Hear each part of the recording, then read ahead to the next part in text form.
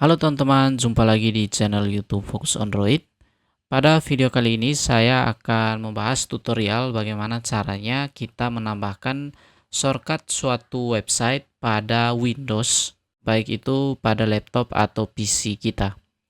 Nah, jadi tujuan kita menambahkan shortcut suatu website agar kita dapat dengan cepat mengakses website tersebut tanpa kita membuka browser lagi dan mengetikkan website tersebut. Jadi kita dapat dengan cepat mengaksesnya melalui desktop kita.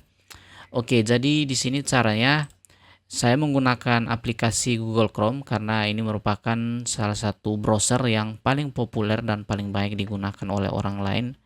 Nah, jadi di sini saya sudah ada beberapa website yang akan saya tambahkan ke desktop Windows saya. Akan saya tambahkan ke sini ya. Nah, jadi caranya di sini ini yang pertama, ini YouTube. Cara untuk menambahkannya saya tekan pada bagian pojok kanan atas. Selanjutnya di sini terdapat cache, save and share. Nah, di sini kita bisa tekan install YouTube. Kemudian kita tekan install dan kita tunggu. Nah, ini sudah muncul shortcutnya. Kita coba lihat, ini langsung muncul di sini shortcut YouTube-nya. Oke, ini. Kemudian kita coba tambahkan yang ini.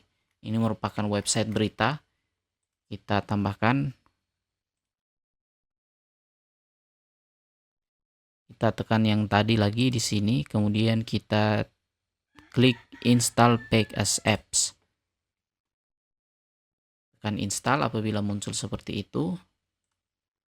Dan ini sudah muncul lagi teman-teman, shortcutnya di sini. Jadi kita tinggal tambahkan saja seperti itu.